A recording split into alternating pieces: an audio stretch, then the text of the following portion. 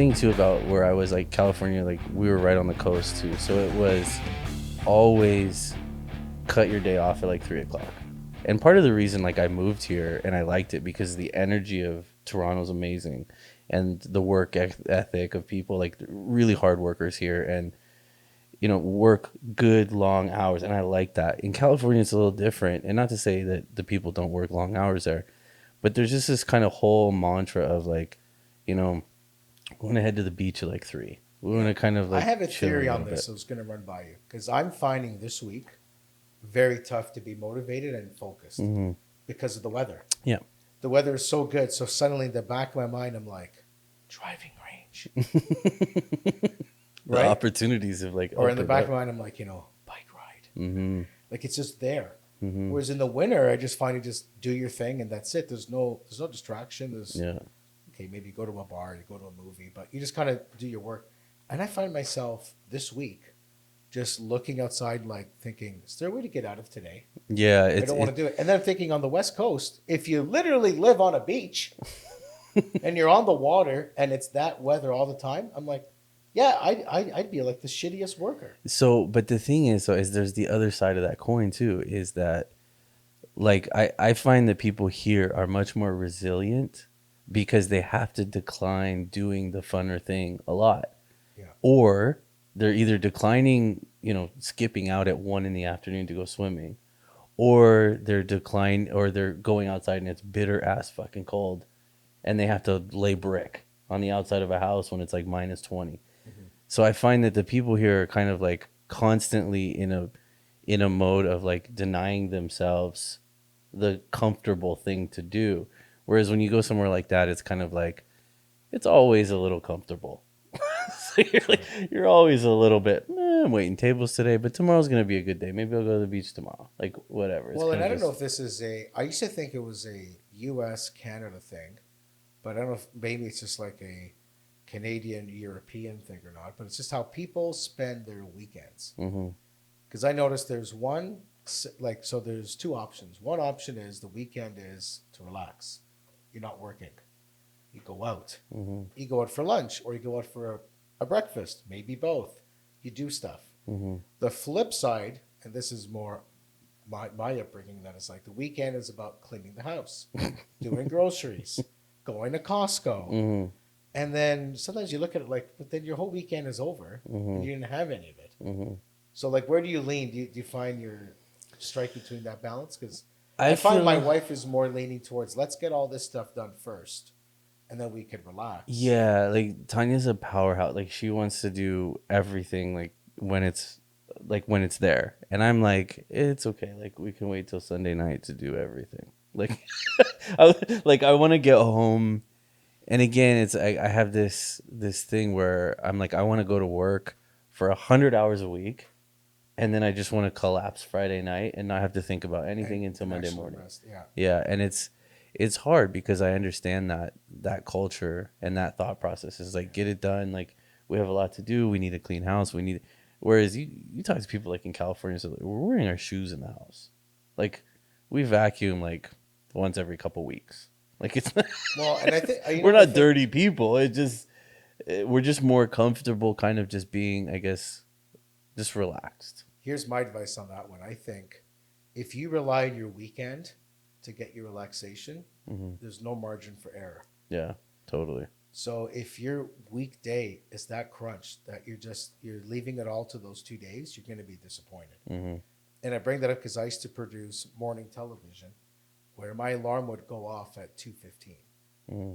Like that was insane. I Hmm. mean, eventually I did shifts where we'll wake up at 4 or 5, like a lot of people do. I'm sure in your Hmm. trade, guys are up early, but 2 o'clock was a bit weird. It Yeah, was that's tough. tough. And so I used to just look forward to the weekend. That's fuck up your whole daytime. It is. And then I'm like, if I don't have a good Saturday, now it's Sunday. I'm like, tomorrow morning I got to wake up at 2 again. It's over. And then you're I pissed. got to wait till the next weekend. Yeah. And I realized you can't fix the weekend. You got to make your Monday to Friday better. Hmm. If you make your Monday to Friday livable, your weekend isn't like so tough. Yeah. So there's been times where I've gone grocery shopping on a Friday night or a Thursday night, or you do stuff during the week so that on your weekend you have a little more time. Yeah.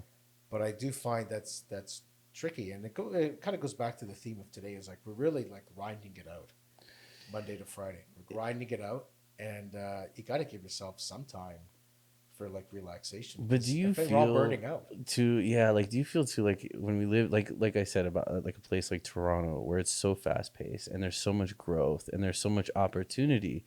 There's also there's also that little bit that kind of makes you feel like you're a little behind. So you kind of almost are like, okay, I'm gonna get everything done for Friday so that I have the weekend, and then a few years go by and it's I'm gonna do everything on Thursday to have a nice weekend, and then I'm gonna and you just end up squeezing more shit in instead of actually making what you've got better and then being happy with it.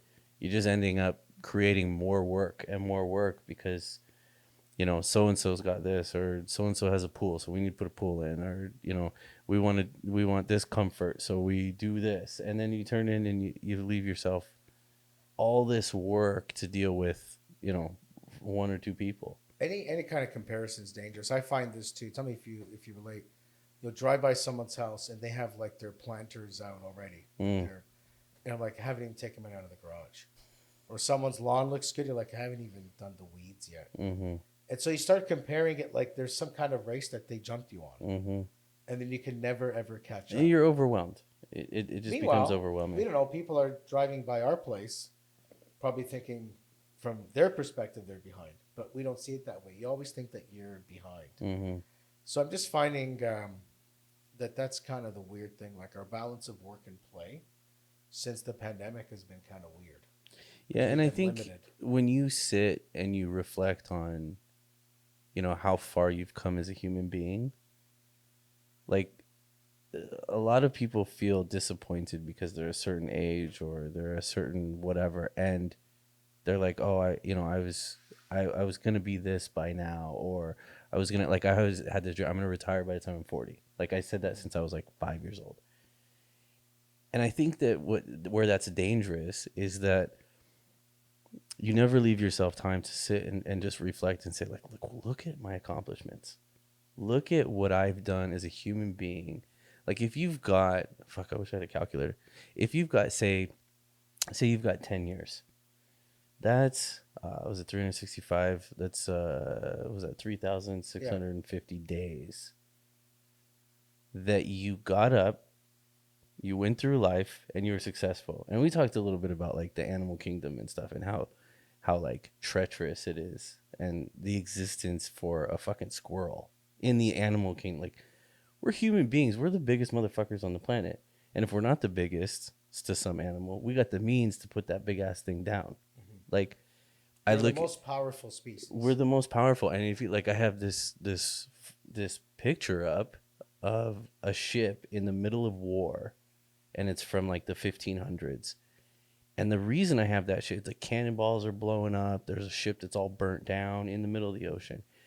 I put that up there because to remind myself that we are always at war, and at any given time, someone could smash into you in your car, hammered drunk, or your child, God forbid, could die for an illness that you had no idea or couldn't see coming. We're at war, and you don't realize that's not a bad thing. It's not something to be scared of. It's something to be proud of. That you made it for every 10 years, you made it 3,650 days through that war, through that battle to exist today. So you're pretty fucking successful if you're here. And I don't care if you got, you're homeless and you got a needle stick hanging out of your arm. You're alive, motherfucker. So get up, do your thing, do what you got to do for today so that you can wake up tomorrow. And whatever progress you made to get there, then good for you. It's well said. Sometimes I'll feel like, I mean, like perspective is everything. Mm-hmm. So sometimes I'm like, wow, I just survived 3 hours at home with the W channel on television. And I'm still here to talk about it. Still alive.